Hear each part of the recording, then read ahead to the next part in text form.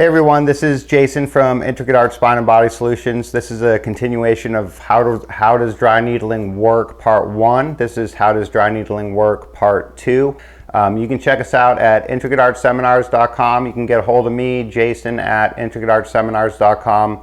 We have a blog section on our website where I write numerous blogs every week. I think I have about 75 of them up there about different aspects of dry needling and spinal manipulation and how to regulate the autonomic nervous system towards homeostasis. So if you're interested in any of that, go ahead and check it out.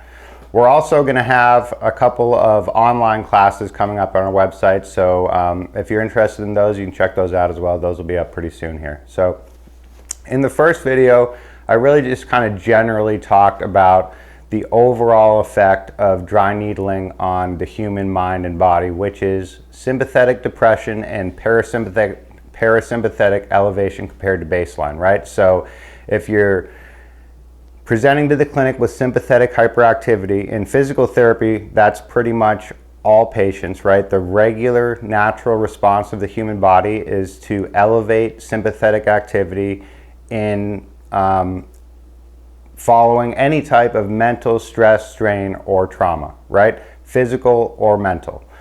So physical and mental stress, strain, and trauma are the natural response of the human body is to elevate the sympathetic nervous system. Pain is also something that elevates the sympathetic nervous system, all sorts of stuff, right? So aside from the general regulation of the autonomic nervous system towards homeostasis, we do have a pretty good understanding, we think, about some of the mechanisms of action behind that occurrence, right? So just remember, in general, we know so little about the human body and how it all works together. It's such a complex system that I bet if we could somehow quantify all of the medical information out there in the ether, that I bet you we know less than 5% of the total, right? If you just really think about all the stuff that we treat but cannot fix, like cancers, autoimmune diseases, all sorts of stuff. There's very, very little absolute cures for things, and that is intentional to some degree from the pharmaceutical companies, right? And it's also just secondary to, I think, human nature in a large aspect is, I think a lot of the time humans are way too overconfident or arrogant in their ability to mechanically fix the human body, and they don't look at, well, if we can't do it that well, at least yet, we know the body can heal itself, awesome, so why don't we try to enhance and amplify the body's own ability to heal itself, right? We know now, and we've been able to show in mice and with the optic nerve, that we can regenerate the spinal cord and totally damaged nerves by injecting certain proteins that are already found in our body and just amplifying their levels, right?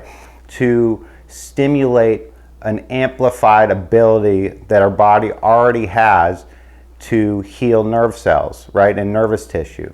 So one of the reasons that the body loses the ability to heal itself is due to chronic sympathetic hyperactivity, right? So with chronic sympathetic hyperactivity, one of the hallmarks of chronic sympathetic hyperactivity is body-wide inflammation, right? It's the same thing that happens with a lot of viruses and other diseases.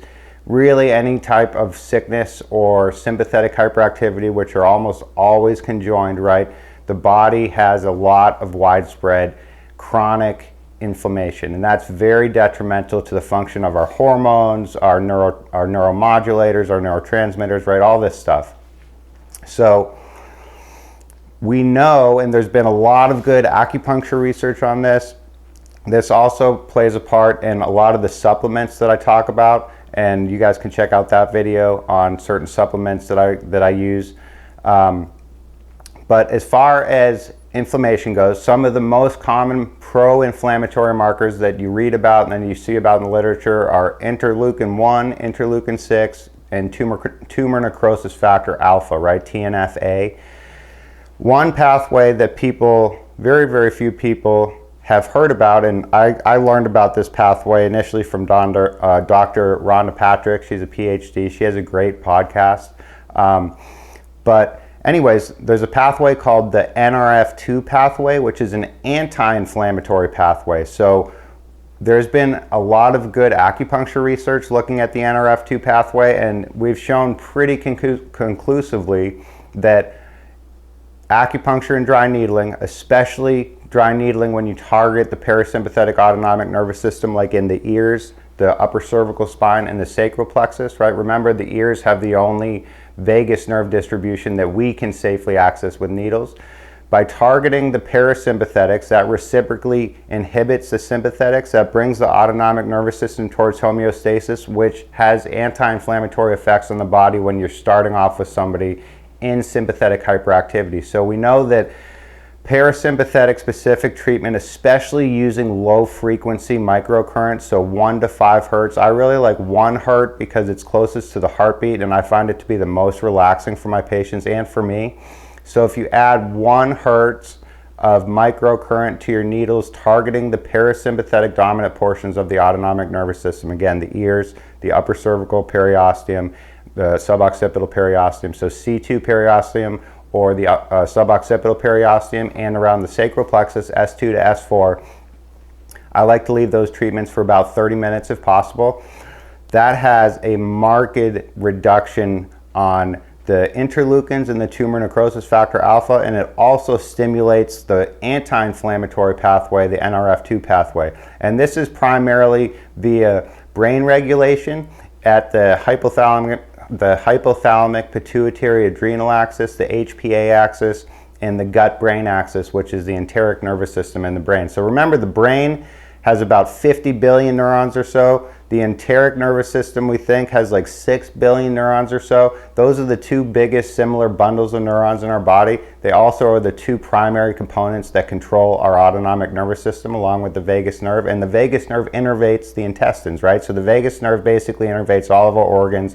It comes out of the brainstem where our amygdala is located, right? Our pituitary glands, our base human emotions are located in the central brainstem area, right? And we know that parasympathetic specific needling has a really regulatory calming effect on those areas, which helps reduce pro-inflammatory markers like the interleukins and tumor necrosis factor alpha, and it helps stimulate anti-inflammatory pathways such as the NRF2 pathway. Let me know if anybody has any questions about anything. I'm happy to talk to anybody on the phone or through email. If you want to take a course and learn how to do all this stuff, you can check us out at intricateartseminars.com. Get a hold of me, Jason, at intricateartseminars.com, and check out our blog page on our website to read articles about all this stuff. Thanks.